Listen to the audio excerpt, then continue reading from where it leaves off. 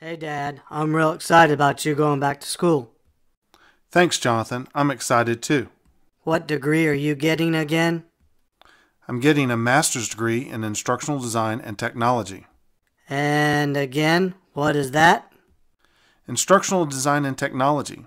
That includes analyzing, learning, and performance problems. It also deals with design, development, implementation, evaluation, and management of instructional and non-instructional processes and the resources intended to improve learning and performance in a variety of settings, particularly in education institutions and the workplace. And what kind of job can you get once you finish your degree?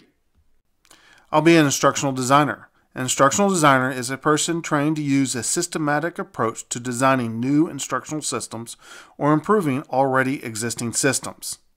My job is to create instructional products that are effective with a particular learning population. The instructional designer often works with a team of specialists to develop the instruction. One particular person I will work with is a subject matter expert, also known as an SME, a person knowledgeable about a particular subject area that needs to be taught. We'll work together to develop learning objectives and instructional strategy and goals for our learners. What does all that mean?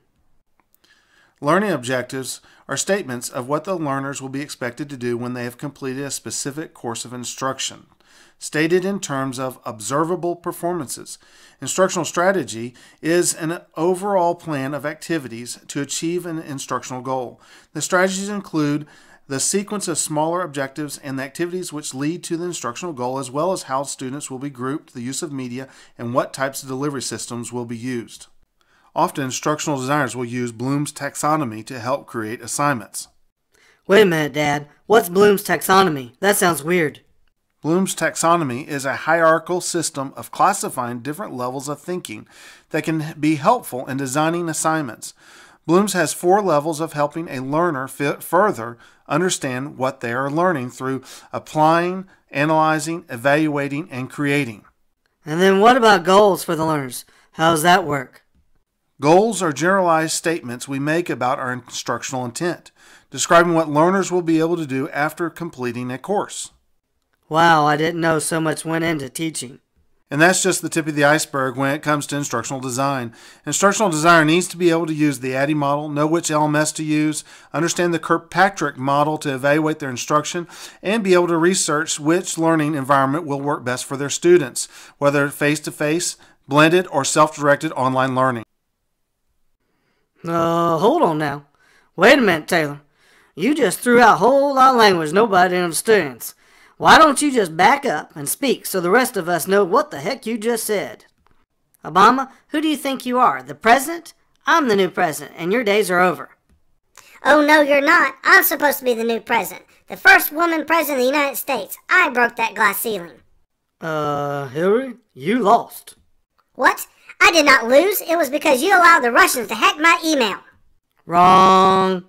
Wrong. Wait a minute. What does any of this have to do with instructional design? I'm the new president. I'm the new president. That has nothing to do with instructional design. Nope, but I'm the president. I'm the president. Do either of you know anything about instructional design? Learning management systems. Learning management systems. What is a learning management system? It's a very good system. A very good system. I've known lots of people who use this system. It's a software program that contains a number of integrated instructional functions. Instructors can post lectures or graphics, moderate discussions, invoke chat room sessions, and give quizzes, all within the confines of the same software system. A very good system. I know people who've used this. That's pretty good, Donald. Very good. Did not know you knew that. That's Mr. President to you. I've heard of a blended or hybrid course before. It's a course which includes both face-to-face meetings and online components as required elements. And approximately 30 to 79% of the course is usually online. Yeah, Didn't Taylor say something about adult-minded people? Wrong. Wrong. No. Taylor said that instructional designers use the IDTE model. Not ADL. The IDTE model is a model to guide the design of instruction. It stands for Analysis, Design, Development, Implementation, and Evaluation. Oh, now I understand why Taylor said something about Kirkpatrick's model. Kirkpatrick's model was developed by Donald Kirkpatrick. He developed a 4-level model that recommends evaluating instruction with respect to learner reaction level 1, learning level 2, behavior level 3, and results level 4. Obviously another great Donald, a great Donald, does marvelous work, marvelous work.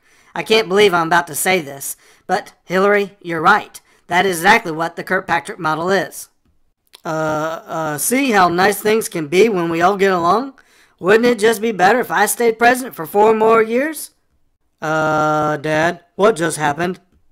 I'm not sure, son. It must have been a bad dream. That wasn't a bad dream.